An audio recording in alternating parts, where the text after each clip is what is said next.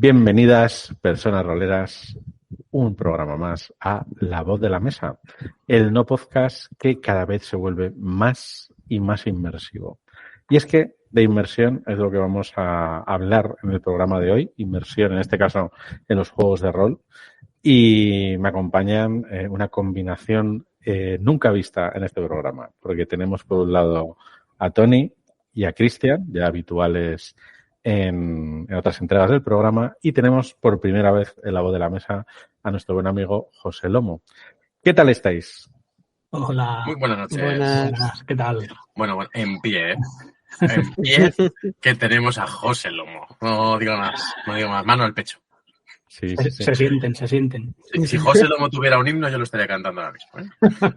Sí, José, para quien no lo conozca, pues es un autor de juegos de rol y aventuras diversas, ¿no? En los últimos años vinculados a no solo rol, pero tiene una producción extensa, ¿no? Desde Estrellas Anónimas, una aventura inquietante y muy reivindicable. Yo creo que merece la pena echar un vistazo, que ha envejecido súper bien, porque ya tiene unos añitos, pero también cosas pues como Hijos de Neratotep para cultos innombrables, que yo ahora mismo la estoy dirigiendo y estoy muy flipado, aventuras de mecenazgos, como por ejemplo en Cult, y Mundo Spade.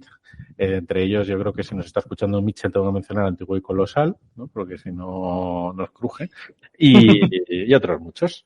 Así que, José, bienvenido a tu casa y esperemos bien que... hallado. Ya tenía ganas de asomarme Sí. aquí, de sumergirme por aquí hoy, hacer inmersión. Además, es un ejemplo de que a veces decimos, molaría que viniera esta persona, pero le invitamos, no le invitamos, hasta que vemos que le invitan a otros sitios y decimos, oye, pues nosotros también queremos. Así que aquí te hemos fichado. Es un poco el ejemplo de En Casa del Herrero, ¿no? Que mira que estamos cerca, ¿no? Por diversas cuestiones y mira, pues no se había terciado hasta ahora. Pero aquí estamos. Pues eso, vamos a hablar de inmersión en los juegos de rol y como ya es tradicional, voy a pedirle en este caso a Tony que nos haga la definición del concepto del día. ¿Qué es la inmersión, Tony? Bueno, pues la inmersión se define como sumergirte, ¿no? en algunas profundidades. Cada uno evaluará lo peligrosas que pueden ser. Sumergirte, vamos a decir que en un fluido o en un líquido, pero también, como es sumergirte, podríamos decir que la inmersión en el ámbito, por ejemplo, lúdico, pues sumergirte en la historia, que te invada la sensación de estar dentro de, bueno, pues de aquello que te rodea, aunque sea de forma imaginada o ficticia. Uh-huh. Es un poco el venirte arriba jugando, ¿no? Así ¿Te has gustado? ¿Te has gustado? Es tu vampiro, vale que tenga celeridad, pero no hace falta que muevas las manos tan rápido. Sí. El estar metido en la historia, ¿no? Y vivirla de alguna forma, ya no solo porque te mola, porque has sacado muy buenos resultados, sino porque cuando te dice que escuchas algo, lo estás escuchando en tu cabeza, cuando te han dicho que hueles algo, tienes la evocación de ese olor, ¿no? Por eso derroteros vamos. Estar ahí, ¿no? Estar ahí, que metes en un fluido, ¿no? Cuando decía Tony, yo pensaba, pues, eso, el fluido de la ficción, ¿no? Que parece algo muy sencillo, ¿no? Y yo pienso mucho en eso cuando a lo mejor estoy en unas jornadas. Uh-huh. Yo disfruto mucho de las jornadas, pero por otro lado, paradójicamente, creo que son el peor sitio para jugar a rol del mundo. En cuanto a que... Cuesta tener un sitio bien en unas jornadas. Yo creo que sí, sobre todo cuando compartes sala con varias mesas que cada una está en una campana de irrealidad diferente y están pasando estímulos todo el rato, ¿no? Es otra manera de jugar, pero quizá hoy vamos a hablar de la otra, ¿no? De la de realmente meterte en esa campana o, ¿cómo le llaman? Aparte de campana y realidad, el efecto Oz, ¿no? Que le llaman. Sí. Realmente meterte ahí, ¿no? Yo llevándolo un poco a lo mío, no deja de ser en el ámbito literario ese pacto ficcional que hacemos de nos vamos a creer esto que nos vayan a lanzar la cara y que tenga sentido lo que hacemos cuando leemos un libro, básicamente. Que viene a ser eso. Yo creo que hay mucho paralelismo. Todos os ha pasado, creo, que cuando, o si me pasa a mí solo, pues tengo un pequeño defecto, cuando estás leyendo un libro y a veces estás leyendo texto vacío, ¿no? Que dices, ahora no estoy en la situación, pero otras veces que estás 100% en cada página, en cada párrafo, estás muy metido en ese libro. Yo creo que comparten mucho esa sensación. Dentro de las partidas de rol también se podría hacer un paralelismo ahí. Sí, es que además una primera reflexión que acabo de hacer mientras os escuchaba, al menos en mi experiencia, esto puede ser totalmente una anécdota, a quien los directores y directoras de juego que he visto más obsesionados con generar la inmersión son los que suelen disfrutar más dirigiendo juegos de terror. Quizás porque, claro, si tú quieres evocar una emoción muy intensa como es el terror, pues precisamente conseguir la inmersión es una llave hacia generar ese miedo, ¿no? En el jugador. Lo digo porque José, por ejemplo, sé que es un género que ha explorado intensamente. Sí. Y hasta mientras te escuchaba pensaba que también se dice mucho eso del género de terror en general en el cine, por ejemplo. Es un director de atmósfera, ¿no? Es como que, claro, hay emociones que necesitan trabajarse quizá de una manera más especial. Yo creo que el terror, creo que la ciencia ficción también, ¿no? Y bueno, en general, cuanto más se aleja de lo que conocemos, ¿no? De nuestra línea plana diaria, bueno, hablo por mí, mi vida, por suerte, en general. ¿No tiene terror? Por suerte no tiene terror. De ese tipo, ¿no? De otros, pero no sé, reuniones de vecinos y cosas así. Terror social. Bueno, eso puede ser muy terrorífico, también. Terror social, que eso no está explorado dentro del género rolero todavía y hay una puerta al terror social. Sí, pero sí que es verdad que el terror como que se presta y como que lo pide. O sea, es casi imposible jugar una partida de rol de terror, creo, en la que no haya un mínimo de inversión, de inversión en la inmersión, porque si no queda todo como muy tonto, ¿no? Es como que no. Pero apuntando incluso lo que tú dices, José, yo creo que al final es básicamente cualquier cosa que quieras hacer un poco más emotivo, sentimental, que al final, como es de esa ficción, si esos sentimientos, esas emociones no te las crees para ti mismo o para ti misma, vas a verlo como si fuera algo ajeno y no te lo vas a tomar de la misma seriedad. No sé si me termino de explicar. Sí, desde luego. Es que creo que tiene que ver con la predisposición. Creo que tiene que ver con lo predispuestos que estamos a creernos lo que está ocurriendo. Y creo que en el rol, aparte, a contribuir. O sea, creo que es difícil contribuir a la atmósfera y a la inmersión si no estás predispuesto a ello. Y para predisponerte, creo que el cerebro tiene que recibir ahí unos estímulos que no son, creo que no son tan fáciles como a veces nos pensamos. Creo que no. Pues ahí, José, mira, dices algo que me parece interesante, porque a mí me gustaría que, como intentamos hacer en todos los programas, aparte de que hubiera pues batallitas y opinión, hubiera pautas que a alguna persona le pueda servir. Y es que, a raíz de lo que comentas, podemos hablar también de que los jugadores pueden participar de la inmersión, ¿no? Lo digo porque hay veces que cuando yo recuerdo leer artículos, hablaba mucho de cómo el director crea inmersión, ¿no? O la directora de juego. Pero el jugador, por ejemplo, acabas de dar una clave, que es venir predispuesto a creer, ¿no? Como cuando vas a ver a un ilusionista y dices, yo sé que vas a hacer trucos, pero quiero ver esos trucos, no quiero descifrarlos, quiero creérmelos. Pues un poco así, ¿no? Pues puede ser una buena pauta inicial. Ven predispuesto a creerte la historia. Yo creo que ese es el mínimo.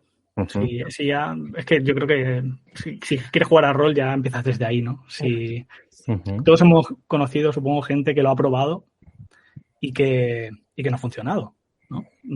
Es una afición que por suerte suele enganchar. La mayoría de la gente con la que lo he probado le gusta y sigue jugando más o menos, ¿no? Pero hay gente que ya lo ves, porque es incapaz de traspasar esa frontera de esa predisposición a creerse lo que va a ocurrir, ¿no? Y a veces me quedo con la sensación de, ¿y si la partida hubiera sido más inmersiva, ¿no? ¿Y si la primera vez, ¿no? Es como la primera vez que vas al teatro. A lo mejor vas al teatro y hay un tochazo de obra que no... Y dices, no, el teatro no es para mí. Pues yo creo que el teatro está más relacionado con el rol a veces que el cine, o en cuanto a la escenificación, a lo que ocurre ahí, ¿no? Vale que los actores tienen un guión y tal, pero es un grupo de personas que están ahí, de verdad, que tienen un feedback entre ellos. en ese momento y que también dependen mucho de la atmósfera que generan ellos, la escenografía y el propio público, ¿no? Sí, de hecho quizás por lo mainstream nos hemos ido a imitar mucho a las series y al cine cuando realmente estamos mucho más emparentados, como dices, con el teatro y con, por ejemplo, los contacuentos que trabajan desde los recursos más parecidos que tenemos nosotros, que son los gestos, las palabras y un poco de aderezo, ¿no? Sí, ahí hay una reflexión interesante. Sí, de hecho yo añadirlo un poco por matizarlo, porque José creo que lo ha dejado claro, que yo no diría solo que hay una predisposición, lo ideal del jugador no solo ir con una predisposición, sino no ceder la responsabilidad de la inmersión solo en quien dirige. Uh-huh. Que muchas veces se da por sentado que la partida de terror, porque el máster lo ha hecho de puta madre, con perdón de la expresión, porque nos ha puesto aquí el musicote, porque ha hablado de vez en cuando con alguna voz, nos ha pegado un par de sustos, pero también hay que participar de ello. O sea, quiero decir, hay que hacer un esfuerzo como jugadores en aportar a esa inmersión. De intentar dar el susto tú al de al lado, aunque vas a decir cualquier cosa, ¿no? En jugar a crear esa atmósfera no solo es responsabilidad del máster. Y creo que muchas veces, si algo falla, justo lo decía, ¿y si hubiese hecho esta partida más inmersiva? Yo creo que también es, ¿y si los jugadores hubiesen entrado más en el diálogo para generar un poco más de inmersión? Y ahí también, bueno, si estáis escuchando esto y sois jugadores y queréis partidas que os despierten más sentimiento, pues creo que parte de la responsabilidad también es del jugador. Que muchas veces ocurre, ¿eh? Como os gustan las batallitas, yo dirijo un mogollón a adolescentes y niños. O sea, gente que no es adolescente todavía, 10 o 12 años. Uh-huh. Y a mí los niños me llegan a abrazar del terror que pasan en ocasiones. Me lo preguntan, ¿te puedo abrazar? Y digo, hombre, si hay testigo delante, por favor. pero ¿te puedo abrazar en este momento? No, ¿nos vas a hacer algo? ¿Ves el terror? ¿Ves la inmersión? ¿Ves cómo se ponen nerviosos? ¿Cómo se cogen la mano? Eso yo creo que se basa un poco en cómo lo viven ellos, porque muchas veces son sus primeras experiencias en el rol, lo que veo yo, y entonces estamos acostumbrados también a ser inmersivos en sus juegos diarios. El juego de rol siempre digo, es el juego más antiguo del mundo, ¿no? Porque los nanos lo primero que hacemos es jugar a rol, con reglado o no reglado, pero al final ahí está, ¿no? Y ellos son muy inmersivos, porque al final es abstracción, les gusta, es su juego, Y nosotros yo creo que con la edad vamos pues perdiendo un poco no sé si el prisma del que vemos todo esto, uh-huh. Pero creo que es donde tenemos que actuar. Jugar más como niños es mi consejo. Sí. Estoy de acuerdo, con la edad cuesta más y hay que hacer más trabajo de inmersión. También aquí quizás rompiendo una lanza a favor de los jugadores, la diferencia quizá que veo más entre ser como niños en ese momento y crecer es quizá el que te dé más cosa a la hora de hablar, de no querer chafar a otros que están hablando en ese momento, de no quitarles el foco, de no quitarles la atención, que siendo niño igual te la repampinfla el que esté hablando el de al lado, ahora vas a hablar tú. Pero quizá cuando tienes ya, yo qué sé, pongamos 16 o para arriba, hostia, es que no quiero chafarle lo que está diciendo el otro porque lo está haciendo muy bien, entonces te callas. Y cuando termina esa persona de hablar, habla otra y ya no puedes entrar tú y es como, uff. Entonces te va quedando ahí un poquito el cuando digo yo lo mío. Claro, voy a hacer una pregunta hacia vosotros que sois doctos. ¿No creéis que la inmersión también tiende a ser mayor cuando más se emula la realidad? Por ejemplo, en la partida de rol, obviamente en terror hay una realidad que no vamos a poder emular, pero sí, por ejemplo, y viene a lo que dice Cristian, en lo conversacional. Uh-huh. Cuanto la conversación es más real, en cómo fluye, no en lo que estamos hablando, vale, sí. Más sensación de inmersión, más estas partidas es que el máster no ha hablado, el máster ha hablado y mucho. Lo que pasa es que la mesa ha cogido una dinámica, dando una conversación fluida, de que están sentados alrededor de una mesa como si estuvieran hablando, que muchas veces no te has dado cuenta de lo que tampoco que te ha dicho el máster. Te has centrado mucho en la conversación. Y creo que justo ahí, parte de la inmersión a lo mejor debe romper, debe de construir lo que entendemos como el rol más mainstream. Eso del foco, eso de... Yo creo que si jugamos más como niños, quizás hagamos más inmersión porque hagamos un poco más de emulación de lo que en la vida real hacemos normalmente. Que sería, estás hablando de esto y te estoy poniendo la manita porque te voy a interrumpir y en el momento puede que te interrumpa y tú me mandas a callar porque te interrumpo, y eso es una situación tensa que si en una partida de rol de terror pues tiene, por ejemplo, o de ciencia ficción, de supervivencia, un alien o algo por el estilo, pues tiene todo el sentido, ¿no? Pero que si nos centramos en las reglas del juego, del rol actual, quizás pues es más difícil que se dé y a lo mejor juega en contra. Lo dejo ahí en el aire.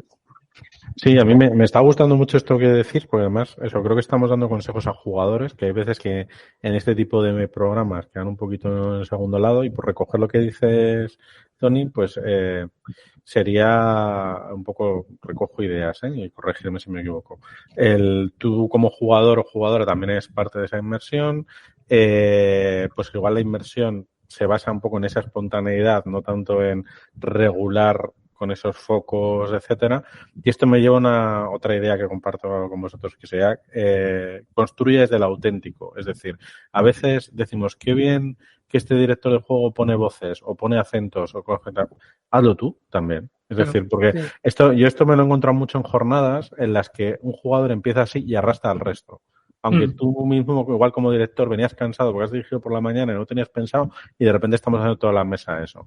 Es decir, no esperes a que el director del juego te lo haga. Pon tú de tu lado. Sí.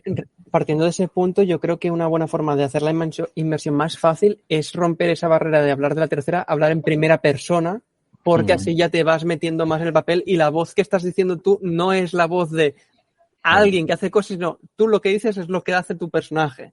Y con eso ya estás dando pie a que todo lo que tú digas, como así decirlo, si no es una acción, es algo que tu personaje está diciendo.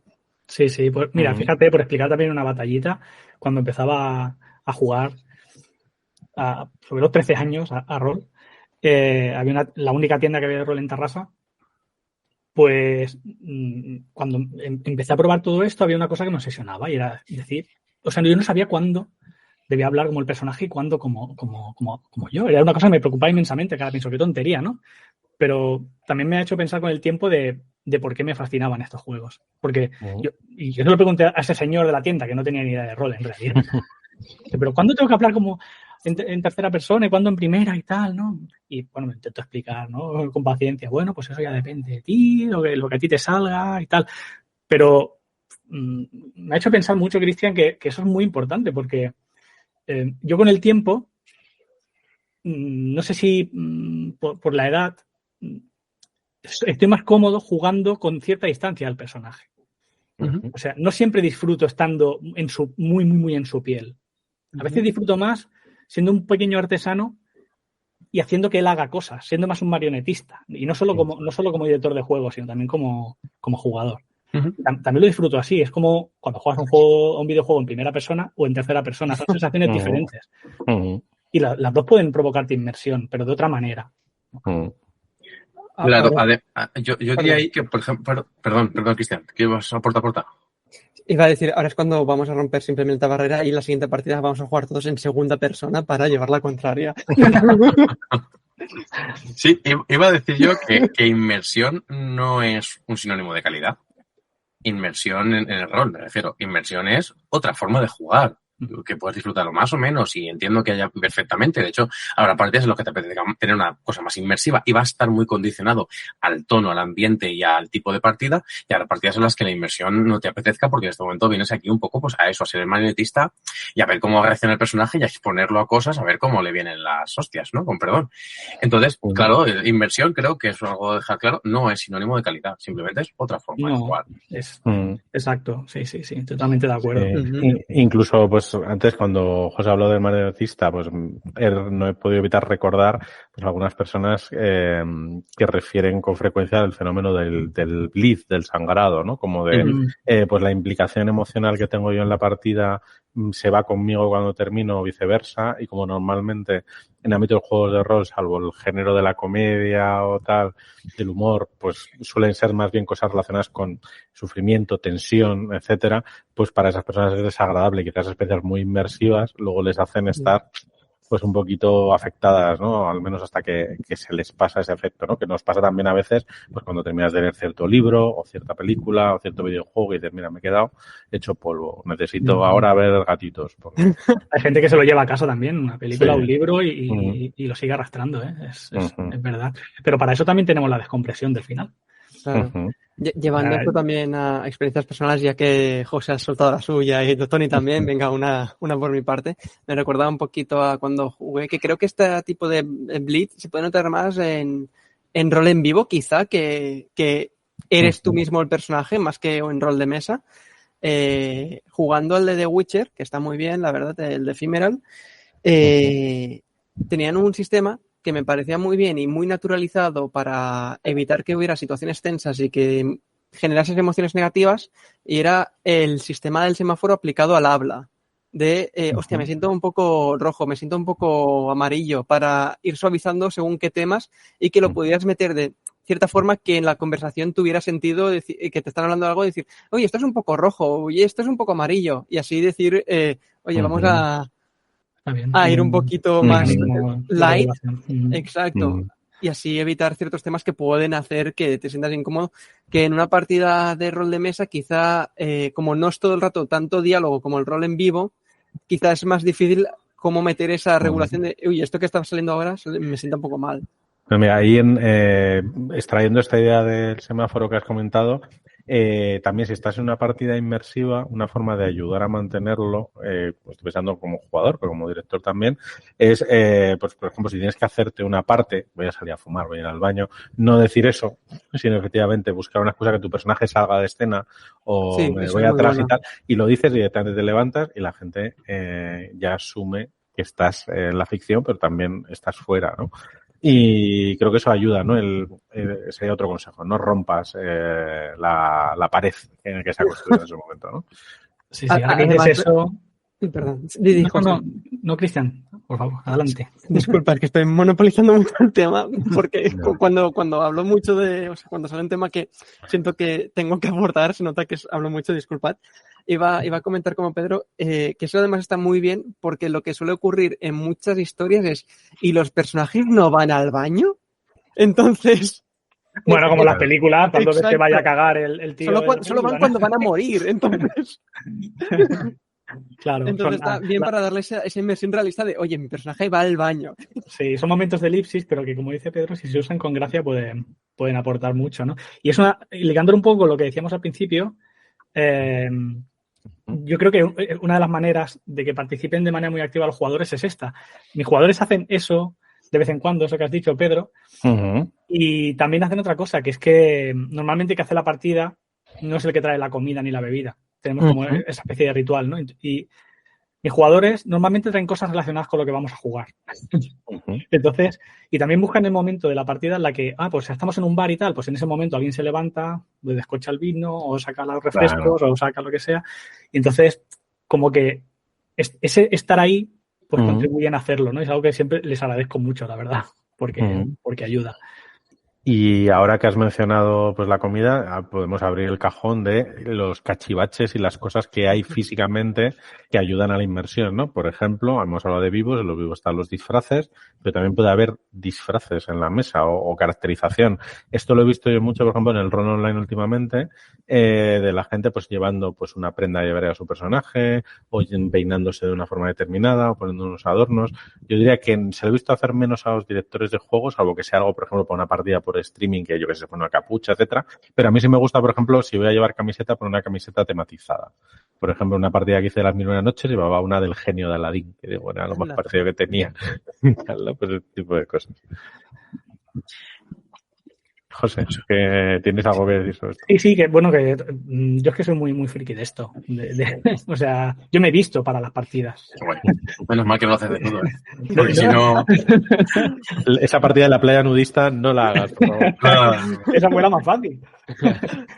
No, pero no solo la camiseta es para mí el básico, ¿no? Pero es que llego a extremos de comprar el incienso que creo adecuado o ponerme la colonia o un perfume, o si no yo, poner en la sala ciertos olores cuando creo que puede ser interesante, ¿no? Pero volviendo a lo que decías de los objetos, creo que esto que llamamos disfraces o atrezzo, ¿no? Yo me suelo referir a eso como focos, ¿no? A veces he visto a gente que viene como súper disfrazada de arriba abajo y no ha sido tan estimulante como una persona que ha traído una pipa de su personaje y de vez en cuando la usa y hace el gesto. O sea, yo creo que pequeños estímulos, pero muy bien puestos, que tampoco son muy costosos, avivan la imaginación mucho más que un disfraz que, precisamente por ser algo tan complejo, pues te puede distraer más que ayudar. Yo a ese tipo de cosas, por ejemplo, esa pipa, siempre hago el paralelismo con la película de Inception, de Origen, Nolan, con ese foco, ¿no? Que es la cosa que le dicen si estás en el mundo onírico, en el mundo despierto y tal, pues hago ese paralelismo también mucho con la película. Cuando toques esto, posiblemente estás hablando con tu personaje. Cuando no lo toques, a lo mejor estás más fuera de la... Cuanto más te quieres meter, pues más manipula el objeto. Entonces también es muy interesante eso. Pero bueno. Sí. Uh-huh. Sí, eso está muy guay lo que comenta Tony, sobre todo el hecho de que haya un token para saber quién está haciendo qué de cara a su personaje, para saber pues la pipa que comenta José, en plan mi personaje está hablando porque estoy emulando que con la mano tengo una pipa, y que quizá en el rol de mesa da más facilidad de hacerlo, que el rol en vivo no da tanta invitación como tal, porque a veces va gente que tiene unos cosplays y unos disfraces muy logrados y tú dices, pues en mi primer rol en vivo me da cosa lo que voy a llevar porque voy a parecer muy cutre. Entonces, aquí... quizá el rol el rol en mesa es un poco más abierto en ese sentido. Yo aquí quiero volver un pasito atrás porque José lo ha dicho muy por encima, pero yo creo que sería útil que nos hablaras un poco de eso de los inciensos. O sea, no como concepto, sino, por ejemplo, consejos de incienso que te rememoren ciertos temas, porque yo, por ejemplo, me lo planteo, me suena la idea, me gusta tener, además yo tengo mimicado por casa y no sé qué, me gustan los olores, pero no sabría cuál coger, por ejemplo, para dirigir Hijos de Nerdotte. Bueno, claro, y es que ya no sé que ni siquiera pienso en la aventura en general, sino en escenas concretas, ¿no? También, si abusas todo el rato de incienso, al final también pierde la gracia. Es como si pones música todo el rato de fondo. Al final la gente no se fija, no es un colchón de fondo, que está bien, pero que no matiza demasiado, ¿no? Pero el incienso quizá lo elijo más por escenas, ¿no? Aunque, por ejemplo, Hijos de Nyarlathotep me huele a ámbar, por ejemplo. Me huele a ámbar, ¿no? Que es un tipo de incienso. Los inciensos también son fríos, son cálidos, son más vegetales, son más, a veces incluso tienen aromas, bueno, te puedes ir a la mezcle, ¿no? Si quieres algo más primal. No soy un entendido ni mucho menos, toco más el tema de la música que el tema de los olores, pero es algo que siempre procuro que también esté presente, ¿no? Porque ya en el mundo de la narrativa ya te dicen que estimules todos los sentidos, ¿no? No solo la vista, que la vista quizás es el más obvio. Ahora podemos entrar, si queréis, a cómo se usan los recursos audiovisuales en la partida, ¿no? Pero que sirva un poquito lo que hemos dicho para que la gente no olvide que el olfato está presente y que el olfato es quizá el sentido más emocional. Puede tener que ver también con la elección de la comida, con la elección de lo que hay en la mesa, las velas, que también traen su olor a veces. Sí, además el olfato es una cuestión curiosa porque tú no puedes recordar un olor, porque tú ahora mismo quiero recordar el olor a chocolate, pero el olfato es aquello que más recuerdos despierta. Entonces, digamos, esa dicotomía, y puedes jugar con ella porque además puede ser bastante inmersiva. Puedes, justo como dice José, es que puede ser lo que termine de fastidiar la mente de los jugadores, que al final es lo que intentas cuando intentas hacer una herramienta inmersiva, ¿no? Muchas veces es, hostia. Además, lo que comentas, Tony, de si haces ese olfato, de esos olores, igual vas a X sitio, te entra el olor de una colonia o algo y dices, esto es como la partida esa que jugué, claro, que igual no tiene nada que ver y estás en la otra punta del mundo y de repente ese olor te vuelve a esa mesa. Claro. No quería entrar un poco en el tema de la música porque se lo voy a dejar al maestro José Lomo, que creo que en este ámbito es el que... El enfermo. Es el que trabaja. No, todo lo contrario, ¿eh? Yo digo que yo soy fanático de usar música y un poco por lo que decía Cristian y para que ya tú nos introduzcas a lo mejor consejos como para elegir una buena música, yo tengo jugadores que a día de hoy escuchan una canción, varias canciones y vamos, su mente. Pero yo esto lo descubrí porque yo de joven, bueno, de adolescente, no me considero mayor, de adolescente siempre he escuchado música hasta para dormir, ¿no? O sea, yo me dormía poniéndome el contra atrás de la música y entonces me he dado cuenta que escuchando ciertas canciones soy capaz de acordarme de ciertos libros, por ejemplo, que leía mientras escuchaba esas canciones, ¿no? Yo escuchaba Iron Maiden, no es broma, hay un disco de Iron Maiden que casi me hace recordar entero Los Pilares de la Tierra, porque me pilló ese verano que me lo leí y tal. Y entonces, a partir de ahí dije, hostia, esto para el rol es genial. Es genial. Claro. Y además tenemos una ventaja ahora mismo, que es estas versiones magníficas de canciones. Yo hay una campaña, que es la de Hijos de Nyarlathotep, por ejemplo, que digamos que quería una canción que es un leitmotiv, quería usarla como leitmotiv, que es una de Johnny Cash, que no sé si os gusta Johnny Cash o algo por el estilo, pero es es un tarde o temprano te van a pillar, ¿no? viene a decir un poco la canción. Bueno, pues busqué, ¿cuántas sesiones tenía pensado? 30 sesiones. Pues busqué 30 versiones de esa canción para que en cada una encajara el que empezase con esa canción. Entonces, al final, sin quererlo, esa gente, eso es totalmente a lo Club de la Lucha, muy subliminal, habían escuchado la canción de tantísimas formas que escucharan el acorde, que escucharan esa canción y ya, me cago en la puta. ¿Qué está ocurriendo aquí? Que esto es hijo de ATT, lo que me está ocurriendo en esta vida real. Y eso es muy chulo. Claro, es muy guay. Sí. Bueno, de hecho, me has acordado una pequeña anécdota que en el cine, la película de Spider-Man que está ahora en el cine, esto no es un spoiler, pero que han descubierto que hay más de una versión en el cine ahora mismo, con pequeños cambios, no afectan nada a la trama, pues igual hay un color aquí y aquí otro color, o hay una frase que cambia, porque quería reforzar esta idea de los multiversos y tal, ¿no? Pues un poco me lo ha recordado por la canción. Y ahora, José... El efecto Mandela en cine, ¿eh? Muy coherente, sí. Cuéntanos algunos consejos musicales, que aquí hemos recomendado tus listas de reproducción más de alguna vez. Así que... Pues muchas gracias. Yo me podría tirar aquí hablando 3 programas sobre música y cómo usar música y tal, no porque sepa mucho, sino porque me apasiona. Pero bueno, empezaré quizá por cómo la estructuro un poco en las partidas. Y yo desde casi que recuerdo le llamo guillotina a lo que hago al empezar una sesión, que es lo más básico es poner una canción, como decía Tony, que referencie la historia de alguna manera, que anticipe algo o que haga entrar en ambiente. Si es una campaña, la busco que tenga una resonancia transversal en toda la historia, pero si es un one shot, pues busco algo que pues eso ponga a los jugadores y a las jugadoras en situación un poco, ¿no? Luego, la música que durante la partida la uso de 2 maneras. Por un lado, me preparo como unos colchones, que son una especie de base para toda esa parte de la historia. Yo no sé muy bien lo que va a pasar. Yo sé que hay una atmósfera, que en general hay una atmósfera de fondo. Normalmente la relaciono con escenarios y escenas. A veces un escenario marca mucho y entonces mientras está en ese escenario hay un colchón más o menos sonoro. Y a veces dentro de un escenario pueden haber varias escenas que tengan su personalidad y entonces me preparo pistas diferentes, ¿vale? Y luego busco música más concreta, que ya sería la de drama, para realzar momentos que tarde o temprano sé que va a pasar o que pueden pasar. Entonces tengo siempre esos 2 tipos de canciones y los busco de manera diferente. De hecho, aquí lanzo una especie de consejo para que se quiera meter un poco en esto de la música, que es que las bandas sonoras son un buen sitio por el que empezar, porque, bueno, no tenemos, algunos juegos sí que lo tienen, muy pocos, pero no tenemos bandas sonoras de juegos de rol, ¿no? A no ser que acudamos a los juegos de rol a los videojuegos, ¿no? Pero sí que rápidamente podemos buscar referencias de películas o de videojuegos que se parezcan al juego de rol que estamos tratando y de ahí tirar, ¿no?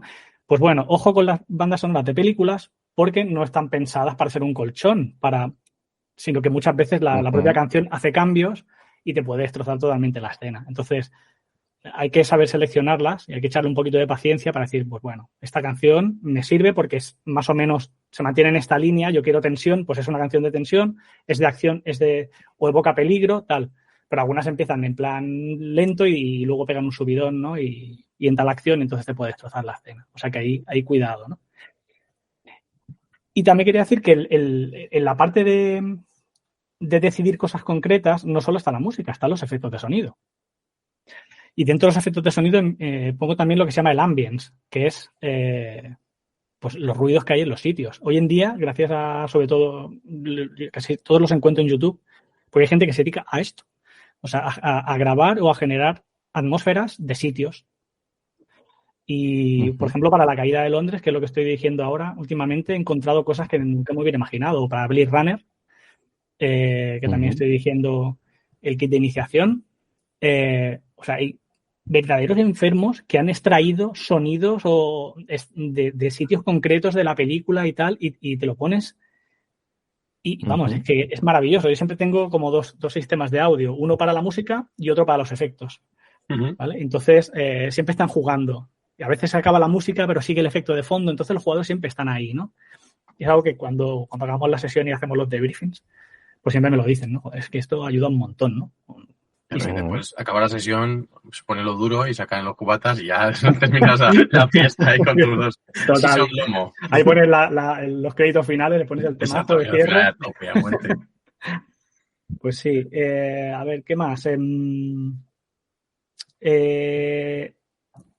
Va bien, creo, prepararse, en base a lo que he explicado, las listas genéricas y las listas específicas. Las genéricas es, pues no sé lo que va a pasar. Lo que va a pasar, van a pasar por un bosque y aquí hay encuentros aleatorios. Pongamos que estamos jugando a Forbidden Lands, ¿no? Y no sabes muy bien qué va a pasar, pues te creas una lista más o menos genérica de bosque, de aventura, de tal, que te pueda funcionar y sabes que a esa puedes recurrir siempre. Y luego la específica, con la que siempre tengo una lista aparte que tengo abierta en la pantalla o que está relacionada con cada escena concreta. Entonces esa, ¡pam!, la suelto cuando llega ese momento específico, ¿no? Lleva su trabajillo, tanto para prepararlo como para estar pendiente durante la historia, pero lo que a mí me aporta, vamos, no prescindiría para nada. De hecho, en la jornada, si puedo, me la llevo, la música, y la pongo, aunque sea cerquita ahí de los jugadores, ¿no? Para que haya... Yo también, ¿eh? Creo que es como una referencia, es como una especie de gancho, una fogata a la que asomarse durante la historia para mantener el tono. Entonces, si eres director de poco trabajo, pues no pasa nada. Igual que dedicas poco trabajo a tus notas o a otras cosas, o a prepararte las ayudas de juego, bueno, pues puedes dedicar poco tiempo te buscas eso, una banda sonora parecida o alguien que haya hecho una lista o lo que sea, o 4 temitas que salgan de los momentos principales y ya te aportará una dimensión interesante, le aportará un plus. Antes de que termine, pues si vas a decir algo más mientras meditas, diré que muchas veces el tema de llevar la música a las jornadas o algo por el estilo, aunque te hayas preparado poco, el que busca encuentra. Y muchas veces los propios jugadores va sonando la música y hay un momento álgido en la partida y justo en ese momento la música está sonando como mira, la música está sonando ahora en este momento, qué bueno. Y tú dices, vale, ha sido el azar. Tú has querido ver eso, perfecto, porque realmente esto estaba así porque me lo he preparado un poquito y estaba esa música y tú has querido encontrarlo porque en este momento estaba llegando a ese nivel de inmersión. Genial, magnífico. Esto va a ocurrir muchísimas veces, así que no tengáis miedo en lo que dice José, hacer una cosa rápida, pues perfecto, también tu música puede ser rápida. Exacto, lo surfeas y te dejas llevar. Claro, sí. Eso también es rolear. O ¿no? Si tienes el día subido, pues te sumes el mérito. Sí, eso lo tenía. Es que es muy rápido. Estaba todo preparadísimo. Estaba preparadísimo. Sí. La falsa humildad, sí está de moda ahora.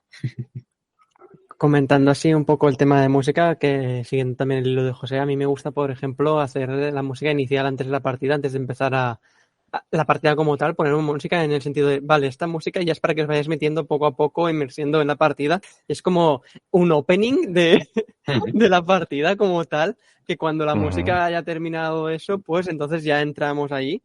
Y de la misma forma que también me gusta tener música para no solo PNJs importantes, sino también para PJs que voy modificando un poco, de en plan, si veo que está cogiendo mucho desarrollo de uno de los PJs, le meto su canción para que, no siempre lo digo, pero para que al final acaben diciendo que esta acaba sonando cuando estoy ahí intenso y demás. Y yo, sí.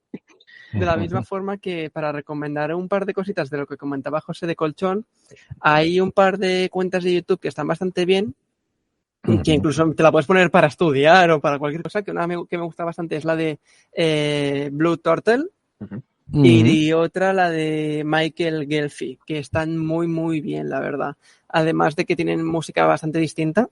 Y la de Blue Turtle a veces te mezcla en plan sonido de fondo de lluvia o de olas y cosas así mientras te va poniendo música.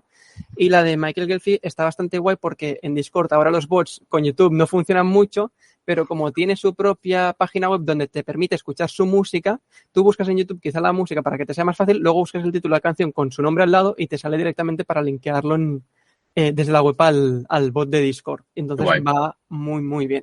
Lo comento así también como recurso para que quien quiera utilizarlo en partidas online. Qué guay. Mola. Muy bien, sí.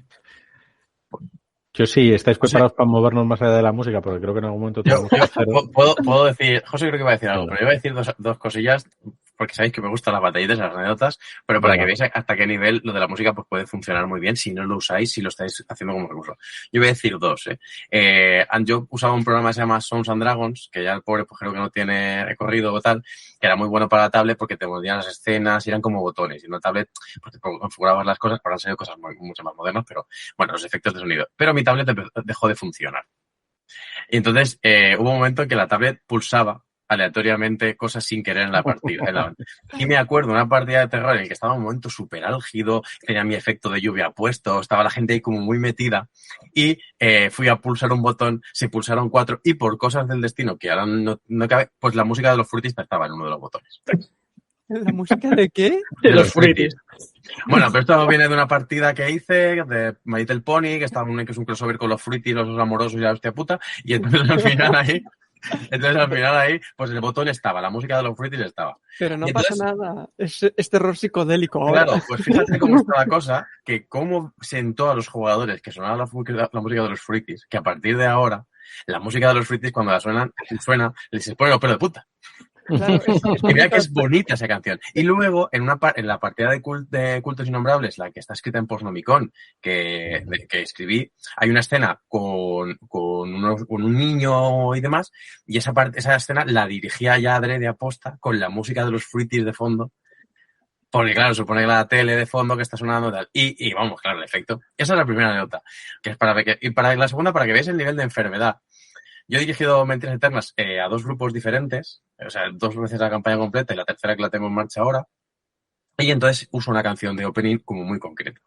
Bueno, pues la coincidencia que los 3 grupos prácticamente, pues en mi boda, estaban invitados, claro.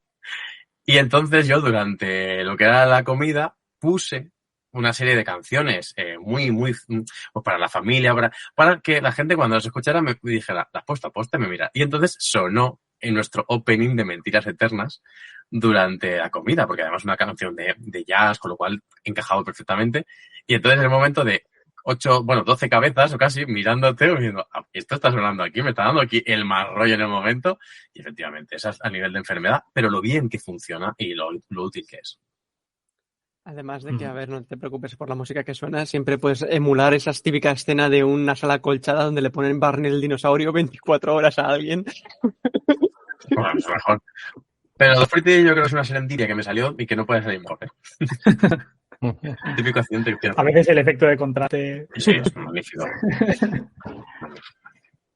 Pues que queréis decir algo más de la música. Yo es que quiero evitar que sea un monográfico de música, poder hacer un... Claro, yo creo que ya. Ya haremos otro día.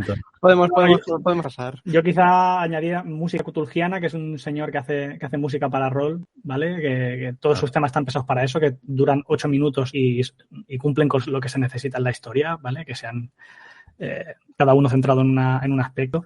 Y luego también está Bardify, que creo que es un buen recurso.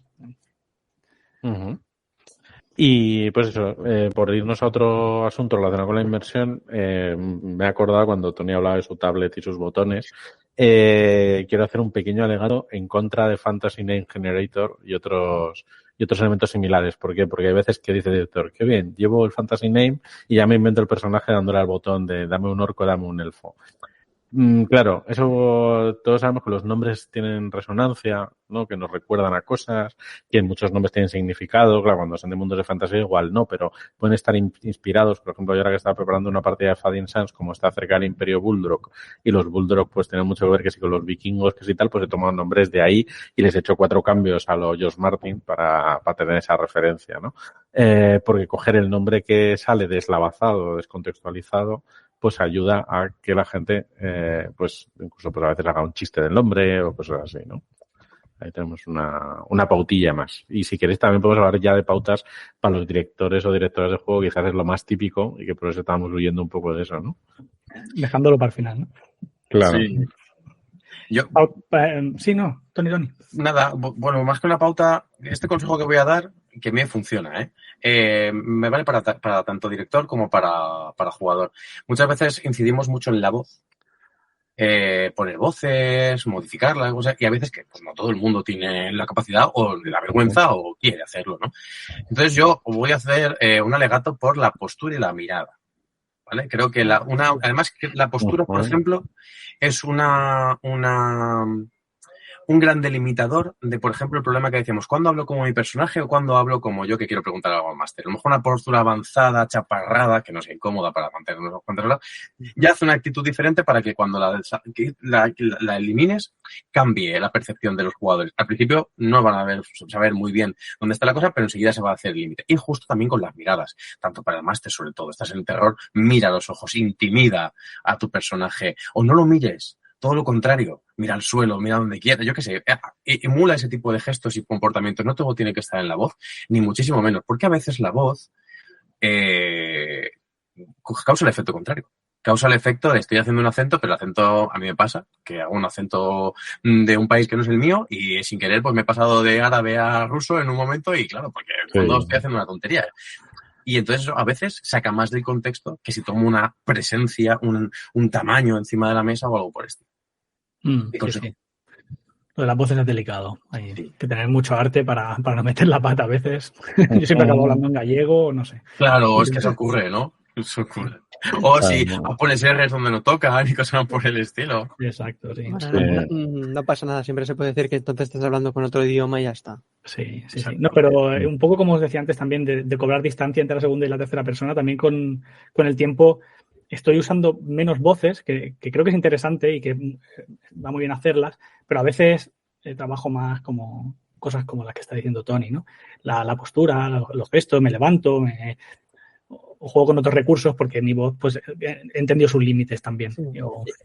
Y que quizás es más fácil de recordar, quizás los tempos, perdona. Sí. Di, Tony.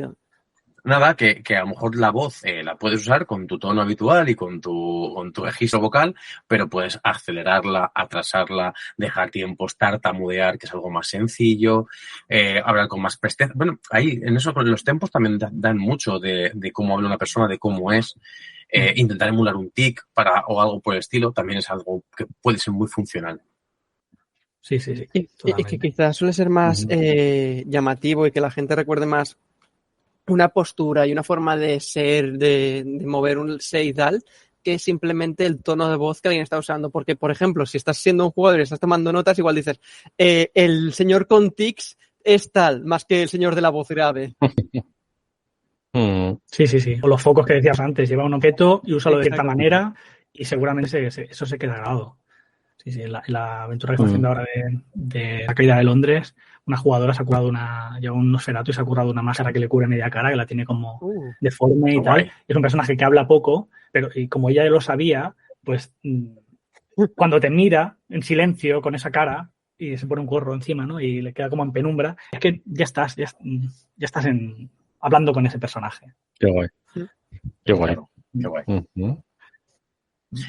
Y además algo que me gusta lo que estés diciendo es que nada de eso requiere, lo de la música igual elegirlo bien o el incienso, pero nada requiere tampoco una cantidad exagerada de tiempo de preparación, sino de usar la cabeza igual que la uses para hilvanar una trama o para hacer un argumento o diseñar el monstruo de la mazmorra, ¿no? Claro. Sí, y yo creo que no hay que tener miedo a los accidentes. Es decir, con el tema de la música, con el tema del atrecho. A veces te van a salir bien. Una partida no va a definir tu vida rolera, ni muchísimo menos. Ahí está la gracia, ¿no? Entonces, juega a equivocarte sin querer y alguna vez vas a encontrar ese éxito entre lo que tú creías que era una derrota o que no dabas mucho, que decías, bueno, esto lo he preparado, pero oye, qué bien me ha venido. Esta música me puede servir. Y así es estupendo. Sí. Yo quería añadir también el tema del cromatismo, ¿no? El color, que normalmente lo podemos hacer muy fácil con estas bombillas LED que vienen con sus mantitos y tal, que es alucinante. Eso hace unos años no existía y tenías que crearte pues unos artilugios para conseguirlo, o con las velas, pero ahora es facilísimo. Yo tengo un par en la habitación donde dirijo y puedo cambiar totalmente la atmósfera con tocar 2 botones y es muy, muy, muy sencillo. Y claro, el cromatismo es, bueno, que se lo digan, no sé, a Kubrick, ¿no? Al director de cine, o cómo asociaba cada personaje, cada estado de ánimo a un color. Entonces, pues, hacer un cambio de escenario, un cambio de tono dramático gracias al color es muy, muy fácil. Si le sumas eso, más un poquito de música y tal, o sea, la inmersión la está facilitando muchísimo. Y no es tanto trabajo, es lo que dices, Pedro, que es un poquito de previsión y además son truquitos que, según te acostumbras, son más fáciles de usar, porque ya los tienes por mano y forman parte de tu rutina de la preparación de la historia, ¿no? Sí, porque yo creo que un poco por cerrar el círculo de la inmersión, mi tesis es que la inmersión se entrena. No es algo que sea innato, ni muchísimo menos. Bueno, a la gente que sea más fácil por lo que sea, pero es algo que se puede entrenar y se puede conseguir.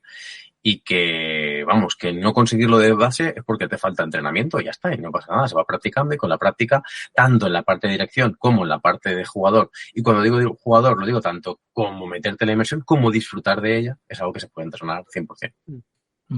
También que nos ha salido el tema, que creo que es bastante interesante, evitar cosas como distracciones, que es como cuando vas al cine, apaga el móvil y esas cositas, porque es que si está el móvil sonando en cualquier momento, te rompe la ficción.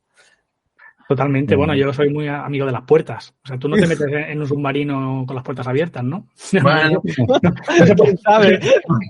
No se puede sumergir. Para hacer una inmersión necesitas un espacio cerrado, esa campana de realidad que decíamos. Entonces, si tú estás en un espacio que te está pasando tu familiar por ahí, no sé qué, para arriba, para abajo, que pues, claro, es que estás abriendo la puerta a la distracción constantemente. Y mira, es un mini tip, pero relacionado con estas cosas y con lo de las posturas, eso que decía Tony. Cuando hables por teléfono en personaje, no mires a los ojos con quien estás hablando. Esto yo, por ejemplo, lo aprendí jugando online, que me quito la cámara, porque no, para que solo me oiga la voz, pero en mesa lo he empezado a hacer también, miro a otro lado, coges el gesto del mando como harías del móvil, como harías en un vivo, y la experiencia cambia, ¿eh? O sea, la persona ya directamente pone el chip de hablar por teléfono y no de conversación típica de tú a tú. Claro, fíjate tú qué tontería. Ahora me has recordado una anécdota de cuando dirigía Estrellas Anónimas en su día. Hay una serie de escenas donde los jugadores ven unos vídeos bastante escabrosos, unos vídeos snaf. Y entonces yo quería que ese momento fuera muy, muy intenso, ¿no? Que, entenderme, desagradable dentro de la ficción, pero que les tocara el hueso, ¿no? Y al final se me ocurre una cosa que acabé usando siempre porque la gente me decía, tío, qué cabrón, es que esto caga mucho, ¿no? Siempre jugábamos 4 y entonces les hacía a cada uno mirar a una esquina, que se giraran de la mesa y mirar a una esquina, donde yo había preparado en cada esquina un flexo con un color azulado, ¿vale? Y entonces yo me quedaba en la mesa y leía lo que ellos estaban viendo, pero ellos, por un lado, dejaban de mirar la mesa, se olvidaban de la mesa, tenían que hacer introspección, dejaban de mirarse entre ellos, se sentían solos, se sentían más vulnerables, ¿no? Entonces, la cara que ponían cuando yo decía, vale, pues ya está, ¿no? Y se giraban, era un poema. O sea, me di cuenta de esos pequeños trucos, ¿no? Que estamos hablando, lo que lo pueden cambiar todo, ¿no? Solo por un cambio de gesto, de orientación. Es posible que ese truco lo contases en el propio Estrellas Anónimas, porque me suena un montón lo del flexo. Es muy posible, porque como funcionó tan bien, seguramente, porque recuerdo que daba bastantes consejos y seguro que ese lo dije. Sí, porque además eso, Estrellas Anónimas hablo un poco de él porque eso, en su momento pues tuvo su público, pero que por ejemplo hace poco, pues ese Guamatse que ha sido ha sido muy alabado pues por lo explícito que son algunas cosas y demás. Yo cuando lo jugué de jugador pensaba mucho en Estrellas Anónimas y el que le haya gustado uno seguramente disfrute del otro siendo completamente distintos. O sea, ahí hay una experiencia a redescubrir si no lo habéis hecho. Y bueno, que me he metido ahí con lo del flexo. No, está bien. Sí. No, bueno, también quería volver a lo de la descompresión que hemos dicho al principio, también como acercándonos al final, porque no lo decía como algo, como una broma. O sea, creo que igual que tenemos que tener la responsabilidad de la inmersión, tenemos que tener la responsabilidad de salir de ahí, de esa campana, de una manera agradable, porque ese cambio brusco puede ser desagradable, ¿no? Claro, sobre todo dependiendo del tema de lo que se está viviendo casi. Claro, y aunque no sea una partida de terror, aunque sea... Es que hay gente que está muy metida y a lo mejor tú no te estás dando cuenta y de repente, ¡plas!, les das el guiñotinazo ahí y esto se ha acabado. Y tú los ves que tienen el corazón todavía palpitando encima de la mesa, ¿no? Y claro, las emociones necesitan su tiempo, ¿no? No sé si habéis sentido hablar de lo de los 20 minutos. Sí. ¿Vale? Que necesitas como 20 minutos para rehacerte de un shock emocional, ¿no? Supongo que eso es un shock en la vida real, pero si hacemos una pequeña traslación, pongamos que a lo mejor como mínimo 2 o 3 minutos necesitamos para salir de ahí, ¿no? Y yo creo que una canción de créditos, a veces simplemente yo apago la luz y digo que en ese momento se mantengan callados y eso ya, pues como lo va relajando todo, van volviendo al mundo poco a poco, se va subiendo la iluminación y vas cambiando un poquito la música, ¿no? Creo que eso siempre lo agradecen los jugadores. Sí, a mí la música esta de cierre me gusta usarla en online, lo hago siempre, de música de inicio, música de fin. En las partidas presenciales las que uso música, que no son todas, a veces lo hago, a veces no. Pero sí, es un recurso o algo parecido, ¿no? A veces yo tengo una frase con la que terminar. Recuerdo, por ejemplo, en Cuentos de las Nuevas Tierras, pues que había una frase como de cierre de partida, porque recalcaba esta idea de la tradición oral que recalcaba el juego. Pues ese tipo de ideas. Y igual que has dicho de cierre, iba a contar antes también que puede haber inmersión desde el principio. A mí me ha gustado en algunos juegos que lo permitían por la aventura o por el sistema, porque los jugadores lo conocían, que la propia creación de personajes ya fuera inmersiva. Y estoy pensando, por ejemplo, en Más allá de las montañas de la locura, de la llamada de Chulu, que va de una expedición, continuando con otra expedición previa contada en las montañas de la locura, el relato, pues en la partida de creación de personajes, la sesión 0, era la reunión con los jefes de la expedición que iban a llevar a la gente. Todos los jugadores tenían su currículum, que era la hoja de personaje, y iban argumentando pues quién era cada uno de ellos. No, puede que hayan oído hablar de mí, yo recorrí en avión el Estados Unidos de punta a punta para no sé qué, y se ponía la habilidad de pilotar. Y pues eso también le daba mucho carácter y hacía que la gente ya se conociera, ¿no? Los personajes. Claro. Sí, eso de que les pidas... Yo creo que el hecho de hacer preguntas, que es uno de los grandes consejos para la dirección de juego, haz muchas preguntas. Eso es un consejo para la inmersión también, porque cada vez que un jugador está inventando algo o imaginando algo, pues está metiéndose más en la historia. De hecho, yo creo que los juegos de rol son una conversación, pero también es una visualización constante. Y de hecho, lo que trabajamos con la inmersión es ayudar a esa visualización, ¿no? Entonces, si nosotros forzamos a los jugadores, entre comillas, les estimulamos a que vayan inventando cosas, vayan configurando el mundo, esos detalles del mundo que no van a afectar la trama, solo lo van a enriquecer, pues ya están contribuyendo a la inversión desde el principio, ¿no? A mí eso de las preguntas me gusta especialmente, que justo con Pedro lo jugué, el de que el Underground, que se van haciendo preguntas no solo de director a jugadores, de jugadores a director, sino que a veces se hacen preguntas entre jugadores y son ellos que van construyendo el mundo a través de, vale, he hecho esto y no ha salido muy bien. ¿Qué no ha salido muy bien? Dímelo tú que estás a mi lado. Entonces, es como muy, muy rico como el hecho de que ese papel de director se va difuminando un poquito, como que ya no controla tanto el mundo, sino que el mundo está compartido entre todos quienes están jugando en ese momento. Y también justamente de cara a las preguntas, a la hora de salir, a mí lo que me gusta un poco para ir desgranando un poco la ficción es ir preguntando de en plan, vale, ¿cómo estáis? Refiriéndome a las personas jugadoras que están en ese momento, en plan, ¿cómo os encontráis? ¿Cómo estáis? ¿Qué tal va? ¿Qué tal el viaje, no? Exacto. ¿Qué tal el viaje? De la misma forma que también, como pequeño paréntesis, al fin y al cabo, como cuando estás viendo una peli y dices, uy, se está alargando mucho y mueves el ratón y dices, solo quedan 10 minutos. Si no hay tanto meterse en primera persona, a veces lo que yo hago es decir, bueno, chicos, vamos a terminar esta escena y cerramos, para hacer como un pequeño preaviso de, vale, ya estamos llegando al fin de la sesión. Hazlo todo. Exacto. Que luego la escena puede durar unos 20 o 30 minutos más, no tiene que ser esos últimos 10 minutos de la peli, pero ya la gente está con, vale, perfecto, vamos haciendo que dure lo que tenga que durar, pero sabemos que después de esto, si cruzamos la puerta, ya lo dejamos para la siguiente sesión. Sí, eso ayuda también, sí. Y mira, yo también se me ocurren sobre todo consejos muy concretos, ¿no? Pero también hay veces que la gente dice, no, yo quiero colaborar en esto, por ejemplo, quiero interpretar mi personaje ahí de forma tal, pero me da vergüenza. Bueno, pues un truco sencillo puede ser no mires a los ojos a la gente, porque es donde igual te disminuye. Está desde el típico truco de mirarles el entrecejo, si tienes que hacer una interacción así, pero si no, pues es muy socorrido pues si estás reflexionando, mirarte las manos o mirar al infinito recordando un trauma, estas cosas así. Igual es la forma de empezar a soltarse antes de interpretar mirando a la gente a la cara, ¿no? Que a veces es cuando te da la vergüenza de, claro, ¿no? Pues como he jugado con no poca gente tímida, creo que esas cosas ayudan, que te las... Claro. Sí. Yo al principio decía, imagínatelos cagando. pero eso te puede dar más vergüenza. Dices, ¿cómo además, miro el a esta nombre de la persona? canción, no, le pierdes el respeto a todo el mundo.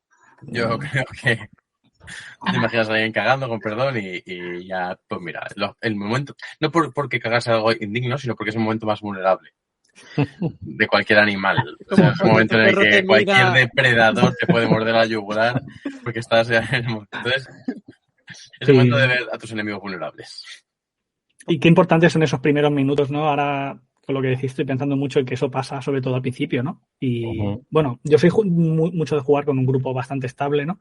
Pero vosotros veo que jugáis con grupos de muchos tipos, con diferentes personas y tal. Entonces, pues claro, las situaciones, la cantidad de gente tímida que te puedes encontrar o que entre ellos todavía no han generado una química, pues se multiplica, ¿no? Entonces, creo que ahí el director de juego, un director de juego experimentado que se lo tenga preparado puede orientar muy bien la situación, ¿no? Si se prepara 4 o 5 cositas, jueguecitos para calentar un poco el ambiente, ¿no? Estas guillotinas que decíamos, dar ejemplos desde el principio con esto de las voces o con un pequeño relato o lo que sea, ¿no?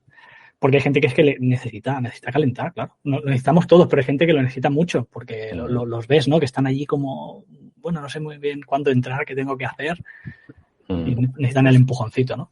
Justamente a raíz de esto, algo que comentas y que seguramente Tony y Pedro también se hayan encontrado en jornadas, yo veo y está muy guay cuando en unas jornadas se me apuntan 2 personas que se conocen, porque empiezan a tener interacciones entre ellos y eso anima al resto de la gente a que hagan más interacciones y se metan más y se sumerjan más en toda la ficción que estamos viviendo y narrando en ese momento. Entonces, a mí cuando me vienen 2 personas que ya se conocen y ya tienen un poco de idea de lo que es el rol, adelante con ello porque al final no se cierran, sino que invitan al resto a que se vayan uniendo a lo suyo. Y siempre me acordaré de que en una partida del Resurgir, uno se quiso hacer un fórmigo forzudo y el otro una araña equilibrista, que eran de un circo que se habían escapado no sé qué, no sé cuántos. Y empezaron a montar una serie de cosas y invitando al resto en plan, pero ayúdanos con este truco, tú tienes que aguantar esto, no sé qué, no sé cuántos. Y claro, al principio los veíais un poquito más cortados, pero como los iban haciendo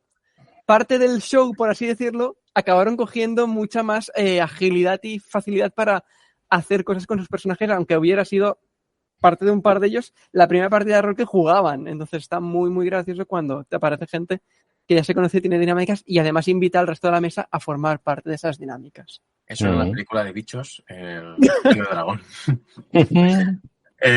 Yo creo que, bueno, eso nos pasa también a las personas en nuestro ámbito normal, fuera de la partida de rol, que tú te vas de fiesta o te vas a un cumpleaños, lo que sea, y dices al principio, uy, yo es que aquí no conozco a nadie.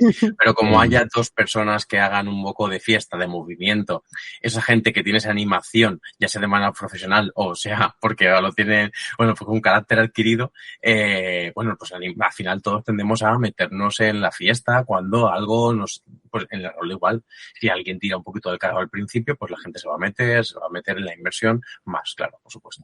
Y creo que José tuvo una reflexión que vamos, acertadísima, que es la de conocer al grupo. Sí. Que también conoces al grupo, sabes los límites de la inmersión que tienes el grupo. Claro. Y también sabes por dónde. Y en jornadas para... ese límite, pues lo vas a tener que tantear muchas veces en el propio momento. Y vas a tener que evolucionar con ese límite a ver si se van a querer hacer más inmersivos, menos inmersivos. Y tienes que ir reajustando. Claro. También hay que decir que al final, si la gente quiere algo más inmersivo o les gusta lo inmersivo y por el clímax de la partida, por cómo se ha ido cocinando a fuego lento en las jornadas, una partida dura entre 2 y 4 horas. Aquí ya hemos hablado que pues somos más propensos a las 3 horas, a lo mejor una media.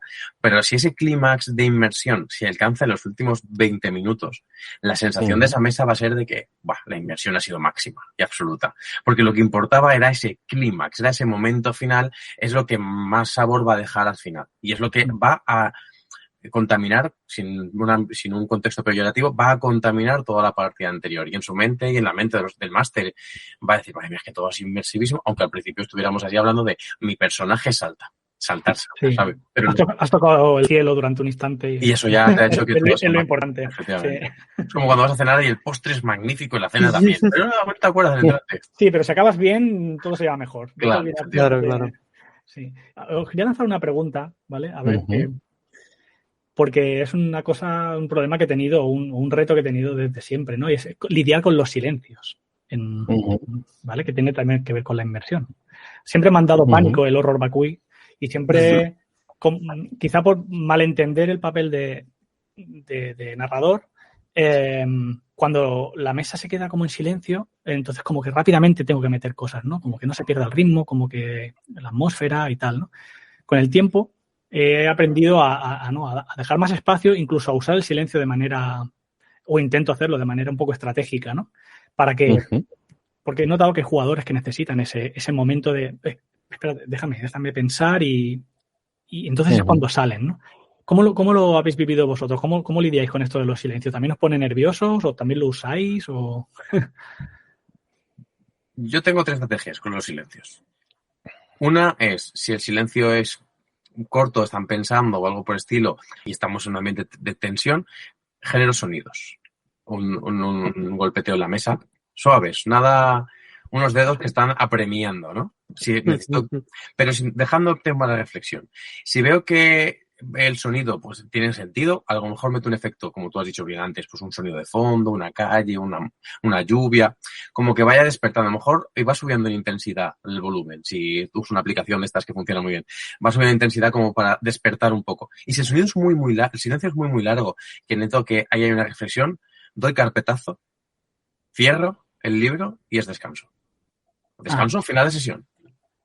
Porque creo que es el momento en el que las mentes están agotadas, están exhaustas, incluso quieren compartir información entre sí, no la quieren compartir en la partida porque a lo mejor creen que rompe un poco el ritmo, pero sí la compartirían fuera. Bueno, pues es el momento de tomarnos un café.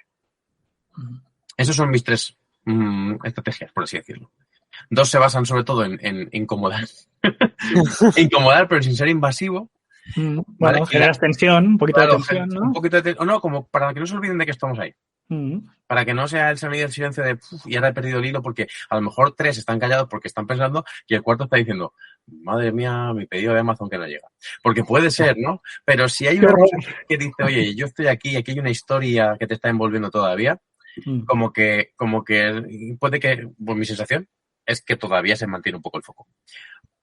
No te digo que salga bien ni que salga mal siempre. Normalmente el carpetazo sale regular a veces a la gente, pero eso me gusta, ¿no? El tipo, como lo has dicho tú, y hasta aquí cerramos. O cerramos un ratito. No, ahora no. Sí, ahora sí. Es el momento. Esto es como cuando llegan los anuncios. Que tú dices, no, esto está muy bien. Ahora llegan los anuncios ya, pero es que no apreciarías tanto que llegaran los anuncios si no estuvieran tan todo lo alto. Interesante, sí. No lo había pensado nunca, pero es como si vieras es un signo de claro, que los jugadores te están diciendo algo, ¿no? Pero... En teatro hay no me acuerdo cómo se llama, ¿vale? Pero hay una técnica, vamos a decirlo así, ¿vale? Hay un momento donde hay mucha intensidad en algunas escenas, o hay escenas que te han dejado como al público regular, que se acostumbra a hacer algo que les rompa la cabeza. Por ejemplo, en teatro puede ser que aparezca un señor desnudo corriendo por detrás. Desnudo, semidesnudo o algo por el estilo. O un ruido estridente. Un alivio de la tensión ahí, ¿no? Exacto. Y entonces es como, ¿what? ¿Qué he visto? He visto eso. No tengo muy claro. Y entonces yo de ahí he cogido la idea en algunas veces de romper esa tensión. Porque a veces, cogiendo perspectiva de que se ha roto la tensión, vuelves a ella. Es el descanso, ¿no? Si estás todo el rato con la adrenalina, tenazonte ahí, entonces te das cuenta hasta que te descansas. Pero luego vamos a volver a eso. Ojo, a veces volver no es fácil, ¿eh? Eso es como cuando estás trabajando con niños y estás con los juegos de intensidad. Los niños también se trabajan mucho en ese sentido, ¿no? Tú trabajas la intensidad de tal forma que cuando haces dinámicas donde van cogiendo fuerza, si ahora cierras la fuerza de golpe, ese niño ahora mismo es un toro desbocado. Claro. Tienes que hacer la dinámica. Claro, está ahora mismo que... Entonces tienes que hacer dinámicas que vayan calmando esa tensión. Los adultos podemos romper esa dinámica de tensión, pero luego recuperarla igual es complicado. Igual es el momento de irnos a tomar cervezas, tragar sobre la partida y volver otro día. Puede ser, ¿eh? Eso ya lo evaluáis. También en este aspecto que Tony estás comentando más los silencios de pensar, a ver qué hacemos o cerrar de partida, ya comentando quizás silencios on roll. es interesante quizá esas miradas de quizá el máster está interpretando a un personaje en una situación tensa que está poniendo un trato sobre la mesa al resto de personajes y no estamos diciendo nada, pero todos saben aceptamos o no aceptamos, te miro así, te miro asá, me lo estoy pensando y esa mirada está diciendo que no quiero aceptar eso, pero sé que voy a aceptar eso. Y quizá sin acabar de decir nada, pues coges, si había una carpeta o un papel, coges el papel y te lo llevas para ti como esa escena ha terminado, aceptando eso sin mediar palabra. Y esos silencios también son muy potentes, a mi parecer, dentro de la partida, cómo afectan a la expresividad y a la inmersión de no he dicho nada y solo con el silencio y los gestos que he hecho ya lo he dicho todo. Sí, son espacios para la comunicación no verbal, ¿no? Exacto. Yo tomando esta idea de Cristian, pues va en la misma línea. Yo además esto he notado que lo he empezado a usar más a raíz de mi experiencia docente, que es el usar los silencios dentro del propio hilo de la conversación, pues como una forma más de decir cosas, ¿no? De darle más seriedad a lo que vas a decir o dejar un niñato para pensar lo que se quiere comentar, como por ejemplo ahora, que voy a hacer una pausa para decir que nos toca la ronda final de reflexiones el drama, y aprendizajes. Que como sabéis nos despedimos siempre con un consejo final o hoy he aprendido esto, algo así, porque si no se nos va a ir de hora y es mejor que comenzamos a José que venga otro día que no alargarnos hoy. Por favor, que venga José otro día. O cuando cortemos le cuento la idea que te conté a ti, Tony, que creo que le puede molar. Vale. Más adelante. Venga, pues esas lecciones, consejos de última hora. ¿Quién quiere rematar? Ya que José ha venido, que empiece él. Venga. Bueno, yo os he hecho una pregunta sobre los silencios y me habéis dado un montón de ideas y bueno, me hará pensar, ¿vale? Porque creo que puede ser me quedo sobre todo con que se puede usar como un recurso súper interesante. Y también como una alerta de que es el momento de descansar. También me pareció muy interesante porque siempre lo he visto como eso podía ser una derrota, pero no, lo mismo es que es la realidad que se está cayendo por su propio peso en ese momento. Y bueno, ya está. No sé, como último consejo quizá, pues diría que es importante pensar en la relación entre inmersión e interés, ¿vale? Cuando se habla de narración también se habla mucho de cómo conseguir el interés de un relato, ¿no? Entonces, yo creo que los mecanismos que usamos para aumentar el interés de una historia también están facilitando la inmersión. Hemos hablado un poco de las ayudas de juego, hemos hablado un poco del uso de recursos audiovisuales, quizá porque son más obvios, pero bueno, si yo hiciera una lista de todo lo que uso, la mayoría de cosas son también audiovisuales, ¿no? Procuro tener ayudas de juego, procuro tener ilustraciones o focos que hagan pensar en los PNJs. Tengo un mantel que también... Oye, con qué voz de orgullo lo has dicho. Tengo un mantel de rol. Es el mantel. El mantel, claro. También le da como el rollo ritualístico. Sabemos que cuando está el mantel es esa puerta también hacia otro mundo, ¿no? Entonces, en resumen, yo creo que cualquier cosa vale mientras ayude al grupo a crear esa campana de irrealidad, que la gente se atreva a probar, que se atreva a equivocarse, pero sobre todo que pruebe, que no se queden solo con la sensación de que son 4 personas o 5 en una mesa charlando, porque aunque eso es bonito y esa es la base, se pueden hacer muchísimas cosas más con poco esfuerzo. ¿Tony? Un poco más que añadir a José. José lo ha dejado bastante claro. Yo diría que, por ser un poco más concreto, a lo mejor como consejo final, una cosa que a veces utilizo es cuando alguien, la típica broma, ¿no? Podríamos hacer esto. Digo, no, si lo vas a decir, si lo dices es que lo estás haciendo. Aquí no hay pie. Tú lo que estás diciendo ahora mismo es vinculante. Todo lo que digas es vinculante. Y muchas veces eso hace que la inmersión sea todavía más rápida. Y sobre todo se establece claramente la regla en la mesa de que el máster hoy viene a esa línea. Y entonces ha dicho que todo lo que digamos es vinculante, pues cuidado con eso. Y bueno, luego apostillar poco más lo que ha dicho José. Y voy a romper una lanza por una cosa que no hemos comentado, pero que creo que es el primer elemento inmersivo que ha surgido casi del propio capitalismo alrededor del rol, que son las pantallas. Porque la pantalla, casi siempre, aparte de su objetivo principal, que ha sido el de aportar una información valiosa y tapar la tirada, pero creo que más como resumen, siempre las adoramos más, mejor dicho, cuando tiene una ilustración evocadora. Y muchas veces hay juegos incluso que medimos su tono por la pantalla. En algunos casos. Y pienso, por ejemplo, en uno de mis favoritos, que voy a citar otra vez, que es Cultos Innombrables, que en una primera lectura puedes entender de una forma u otra, pero solo con ver la pantalla ya terminas de ver el tono donde va la cosa, con sus fusiles, escopetas y gente con malas intenciones. Entonces, bueno, pues por poner un poco como la anécdota de la historia. Y poco más. ¿Cristian? Sí, yo estaba pensando también algo que no hemos comentado, totalmente de acuerdo con José y con Tony, es quizá para esa inmersión, cuando ya no es la primera partida como tal, el hecho de recapitular lo que se ha ido haciendo en las sesiones anteriores, cómo hemos llegado a este punto, porque el hecho de ir recapitulando entre lo que aporta uno, aporta otro, aportas tú mismo, vas haciendo esa pequeña inmersión de estoy reconstruyendo la historia que hemos ido creando y me sitúo en el dónde estamos ahora para seguir narrando y creando esa ficción que estamos haciendo entre todos. Entonces, mi consejo sería más en ese aspecto de procurar recapitular conjuntamente, no que solo sea una persona que diga qué ha pasado hasta ahí, sino vamos a ir parte por parte aportando incluso perspectivas propias de, sí, yo recuerdo que había tal que me caía mal. ¿Cómo que te caía mal si a mí me caía súper bien? Bueno, pues ese. Claro. Yo siempre recomiendo y además lo aplico, cuando se escribe lo típico que estás escribiendo la historia, el diario de tu personaje, sí. Yo lo escribo como lo ve mi personaje. Y si alguna cosa es mentira, que venga otro y me la rebata si quiere. Porque yo lo he visto como mi personaje. Y cuando hacemos el briefing antes de la partida y leer lo que ha pasado, pues si aquí he dicho que este tío es imbécil y ha hecho esta imbecilidad, pues me dirá, oye, pero si esto no ocurre así, bueno, se lo dirás tú. Pero es que mi personaje lo viví, lo vio así. O sea, si me levanta, ¿qué has escrito tú? Tú eres esto. Eso creo que también. Exacto.